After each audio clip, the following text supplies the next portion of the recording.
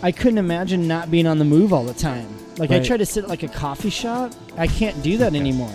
I used to be able to do that for hours and hours and hours, and Right. now I have to be moving, and I think that really comes from the line of work I'm in, where it's like the jobs aren't all day. That was Ryan Akerberg. I'm Jeff, and this is Storied San Francisco. Welcome to episode 16, part 2. In part 1, Ryan talked about his move to San Francisco and some of the first jobs that he got when he moved here. One of them, at the persistent urging of his good friend, was cleaning windows. In this podcast, Ryan will share the story of how that job turned into his main gig. This episode's going to be a little bit longer than normal. And there's one tiny part where Ryan's audio cuts out just a little bit. Don't be alarmed, it's not your speakers. Here's Ryan.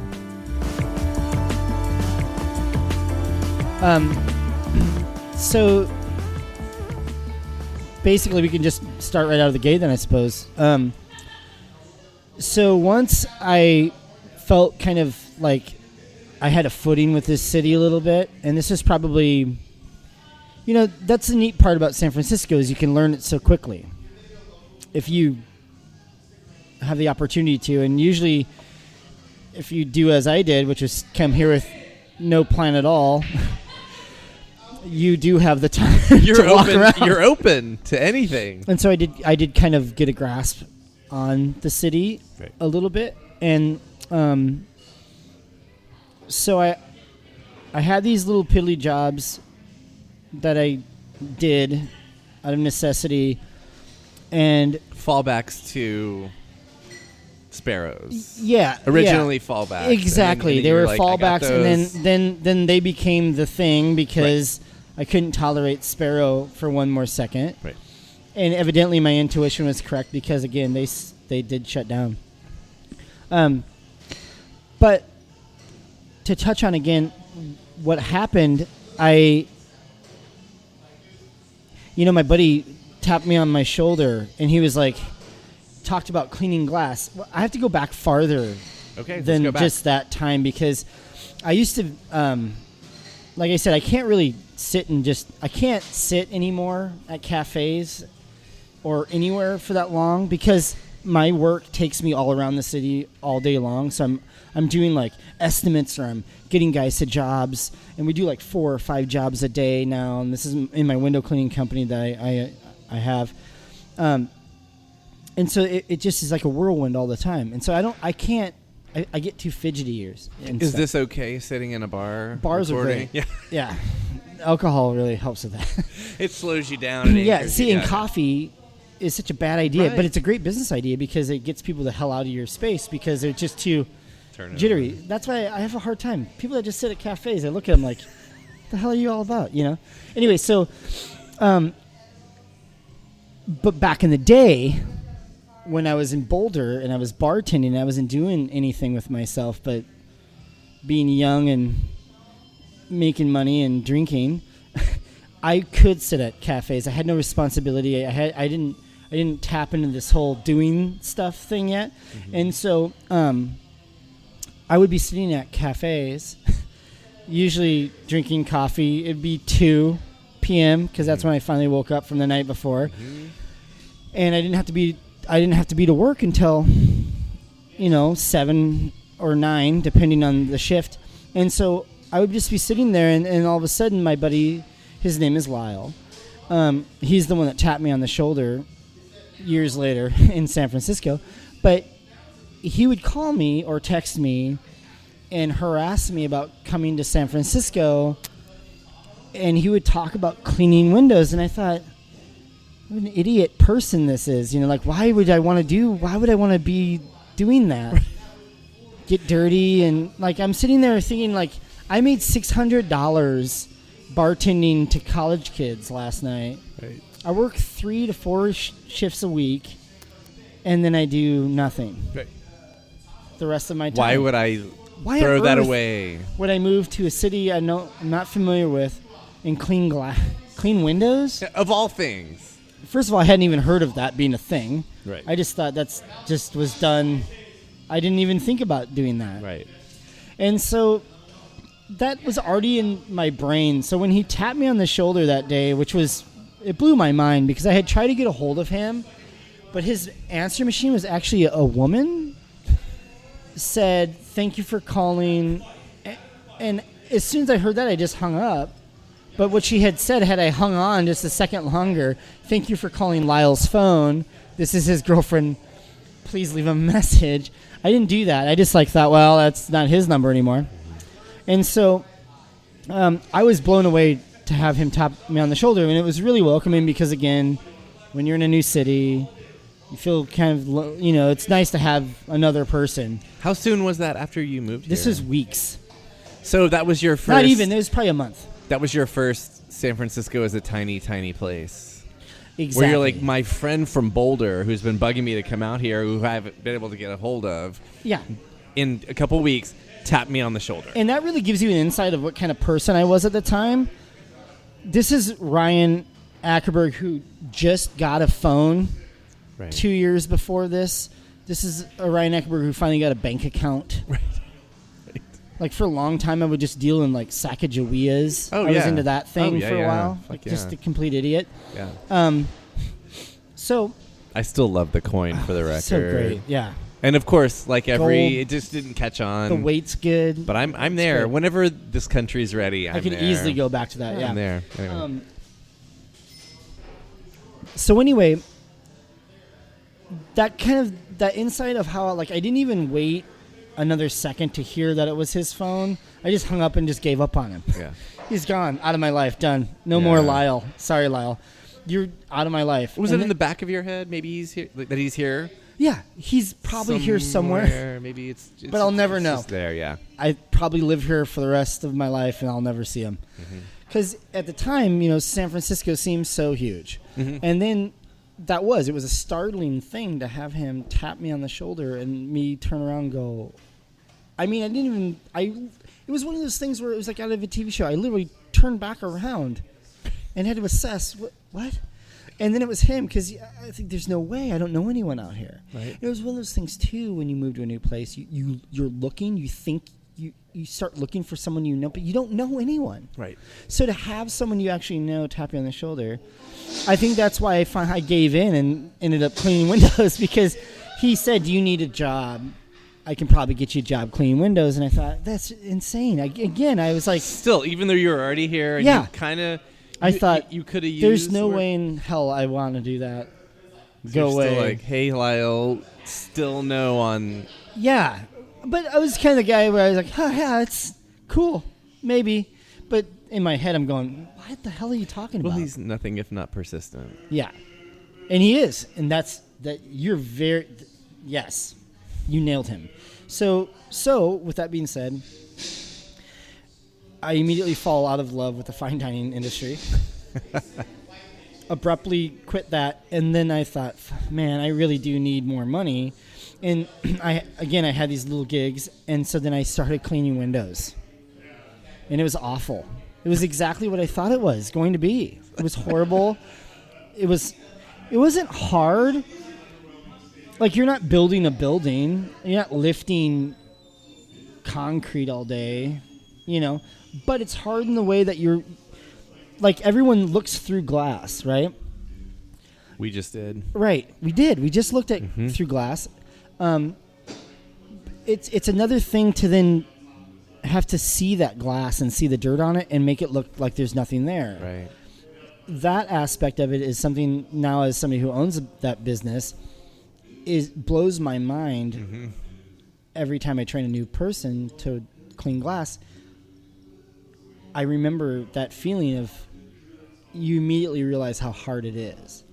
And so it was difficult and annoying, and you're dealing with water, and you're in someone's home and they don't want you to be there. You're cleaning their shit. Yeah.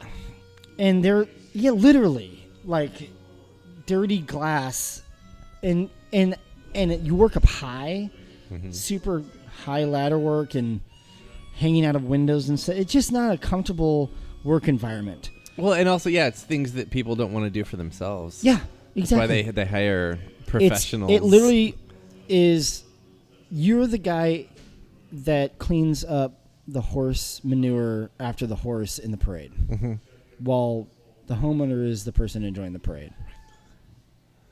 That's what you are. And so it is literally a task that someone does not want to do. Much like taking out trash or any number of things like that. The redeeming thing about the business I decided to do 10 years later. Yeah, exactly.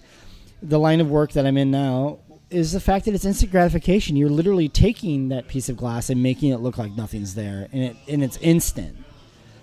It also takes you all around a new city. It takes you you're out in the environment.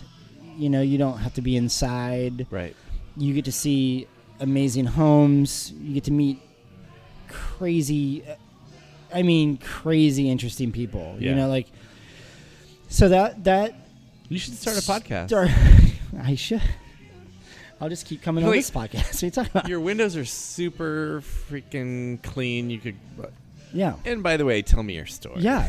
And you know what's really interesting about that? I think because of glass cleaning and the fact that, like, you know, I've seen every nook and cranny of the city now.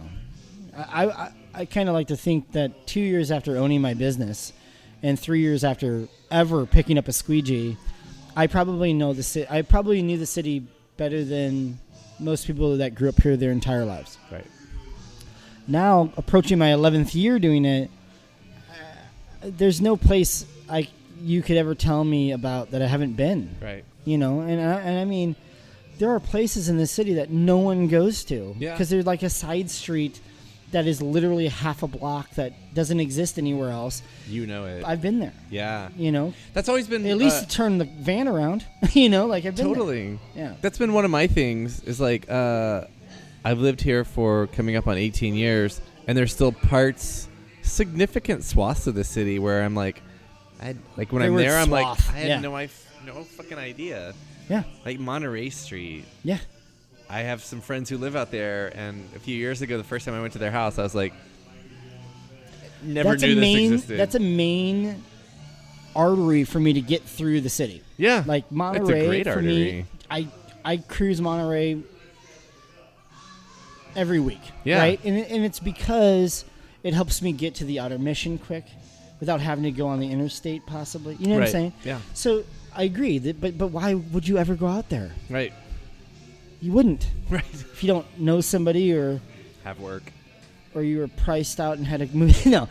You know what I mean? Like, and it's a gorgeous area. It is. It's and beautiful. You can't afford that. No one can afford that area anymore anyway. But it's through my work I've gotten to see it. Yeah. And all those weird neighborhoods out there. And they're wonderful. And the people that live out there, super cool. And that's San Francisco. I mean, those people have been here for generations. Yep. You know. Yep. And you know, to sit there with those folks and get to chat with them is just, it's amazing. And that's and now the perk of my business is I don't always have to be cleaning the glass. I get to actually sit and know these homeowners and the people. And again, that's a big reason why I'm glad that we learned how to clean glass from a guy who did residential. Right. It was a great thing to understand that knowing a client is so beneficial. You know, not only do you then more than likely, if you're worth a damn, you'll be their window, because you don't know where to get a window cleaner. You'll be their window cleaner forever. Right. You know, and then you also get to know that person, and they're just amazing people. You know. And, you know, I had a friend, actually, I went to dinner with her last night. She's from New York, and she leads this crazy, amazing lifestyle. And, you know, her life's taken her to Singapore, to Australia. She's lived all over the world. You know, she was out here in San Francisco is how I met her. She was opening a company out here for some of her friends. And I got to know her, and she kind of laughed. She's like, just wanted to know, what's the most famous person you've ever cleaned windows for? And the first thing I said, and I don't know why I said this, but one of our clients is the neighbor of Danielle Steele. So, without batting an eyelash, I said the neighbor of Danielle Steele is the most famous person we clean windows for. Yeah. So, but now, we've done like the Dolby family's home. We've done the director of the symphony. The director of music. Michael Tilson Thomas. Yeah. Not for long, right? No, he's gonna leaving. Hang him up. Or he's just retiring. I think so. That's, I guess, a form of leaving. But yeah. But you're talking about these astonishing people who do astonishing things, and I could never imagine being in their home. Right. And here I am. Yeah. In his home. Yeah. Or in their neighbor's home. Or their neighbor's home. Exactly. Did she have dirt on Danielle Steele? No, she doesn't. Why would I say she? Why did I go to she? You did. Is it a woman? It is a woman. Okay. It's bizarre. But yeah, see, you're intuitive. You knew about Lyle's tendencies of being... I did. Very stick-to-it type of person. So you knew. You knew it was a woman. But she didn't have dirt on... No. She thought very highly of Danielle Steele. Yeah, it was boring. Oh, yeah. Yeah, we don't do her anymore because of it. We're like, listen, get another window cleaner, lady. Just this one. Yeah, get real. And then we're out. But Danielle Steele lives in a home that you would think Danielle Steele lives in. Is she in It's an entire block. Presidio Heights? It is. It's an entire block. Diane Feinstein, right? Yes. She's over there, too. It's by that park. It's well, that's just it's an uncomfortably large home. Yeah. You know? You're like, how can you fill She has this? a tragic story, doesn't she, Danielle Steele? I think Remind me? I believe her son, unfortunately, took his own life. Okay. Not to go down that road, but... Okay, no, that's right. He was a punk rocker. He was a... I think he How was do I not know this? Yeah, I think he was in a fairly... In a band? Influential punk rock band. Okay. Way back. I'll have to look this up. Yeah, look it up. I could be just talking out of my A, but... I like it. It's whether real. It's true or not. Yeah, let's just say it's truth. Real. Yeah. What's truth? And then you'll have like we clean the windows for one of the guys from Two Gallants, his mother. Okay. And we're like in the house and we're cleaning the windows and all of a sudden I'm like, what? This seems weird. It's like this. It's obviously her son's bedroom. Right. And there's all these like gig posters. Right. And I'm like looking kind of just like, what the hell? These are all Two Gallants. This person really likes Two Gallants. And then I started seeing like, no, this is somebody from Two Gallants. And then it was someone's mom. The mom of the singer for Two Gallants. It's crazy. And that's what this city offers. It's just like you get to do all of these, to be in all of these interesting homes and meet these interesting people. And what was the so that's what caught me and kept me doing it. What was the leap from cleaning windows to owning it? Yeah. Just out of necessity. Again, the reason I started cleaning windows is because I had to for money to stay in the city. I started owning the businesses because the guy that owned the window cleaning company we worked for decided he wanted to move away and get out of it. And we were like, he offered us to run it and stuff, but we were just like, you know what? No. So we just decided to jump ship and do our own thing. Were there competitors you considered trying to work for? It's funny. We hadn't even considered working for someone else. It was because again, Lyle started picking my brain. Do you want to? Let's do this, dude. Let's move back to within the first month of me working for this company. I had never touched a squeegee, thought about doing this. He's like, dude, let's move back to Boulder and do this for ourselves. And I was like, you're friggin' insane. I just moved out here with my girlfriend. I can finally eat again. Easy, Lyle. Cool. Easy, dude. I'm not moving back to Boulder. Dude, let's do it. Let's go back to Boulder and start a window cleaning company. Let's do it. In addition to being persistent, is he also spontaneous? Yeah. He seems a little bit, yeah. A little given to just whim. Just a tiny little bit. Yeah. And so it was funny. I was like, please take it easy. I'm not going to do that. I don't want to clean windows, let alone own a window cleaning company, let alone go back to Boulder and own a window cleaning company. Right. So I pushed that out of my brain. But we were doing a home in Pack Heights for the Dolby family. Okay. I mentioned them prior to the old man passing away, Okay. we were there, and it was just like a cruddy home. You know, it's just a massive home, but it was cool. It was like they just lived there. You know, there's crap everywhere, and then all of a sudden you'll see a Grammy. You're just like, oh, right. I'm in the Dolby family's home. And so we're sitting there cleaning glass, and it dawned on me. I was like, man, this place has a lot of glass, and I bet the owner of the company I'm working for is making a lot of money off this, and I'm not making a lot of money, and I want to make a lot of money. And so that kind of sparked this thing. And then fast forward, I started doing that around... I moved to San Francisco in August, so I probably started doing that October-ish. Oh, wow. So it was quick. I started because I needed, And Sparrow was in between that? Yeah. Oh, wow. Things moved really fast. Things did move fast. I didn't do anything for about a month. And then that next month, I was like, I need stuff. You did everything. And I did everything. Mm-hmm. And so we were doing this. And again, Lyle knows good too. So he was like, let's start our own company. Like a month after I started working there, I was like, that's insane. So around October, it did spark in my brain, like, maybe. And then around Christmas, I couldn't afford to go home to Iowa. And so we were cleaning windows out here, and we were in Presidio Heights at this gorgeous home overlooking the Presidio. I'm up in this kid's room.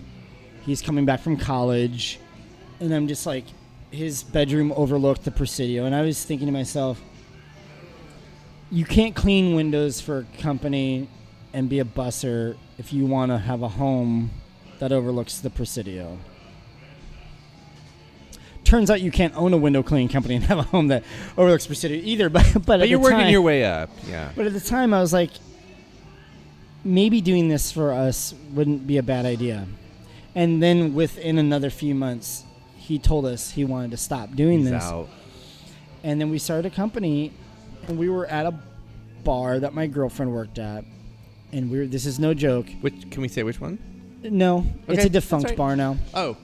And the owner of that bar decided to sit next to us while Lyle and I were kind of talking about starting our own company. Mm-hmm. Within 1 month of that conversation, that guy had not only overheard what we were saying, offered to give us seed money, but we had our own company within a month. So we're talking April 1st of 2007. I moved here August 2006. Wow. April 1st, 2007, I had my own company. No joke. Get it? It was April Fool's Day. And I got to be honest with you, we reflect on that every year that this company's been going on, because it's so hard to own a company, let alone a company that's not using a keyboard, an app, or you know what I mean. Like we use ladders and water, it's physical labor, and we work up high, and it is hard, and it's been a really tough go. But I'm almost 11 years in now, and 7 years without my business partner Lyle, because he went on to do something else, as you can imagine him doing. And I've stuck to it. So it's you. So I'm it. You go. I am Intelligent Window Cleaning. Okay. Awesome. I'm it. And so that's how that all started. Storied San Francisco is on Twitter and Instagram at StoriedSF. Our Facebook page is Storied San Francisco. You can find all the episodes on Google Play, Stitcher, SoundCloud, and iTunes. On iTunes, you can rate and review podcasts. So if you do that for us, we'd appreciate it. The website is storiedsf.com. And I put up some photos of Ryan and his window cleaning crew there for your amusement.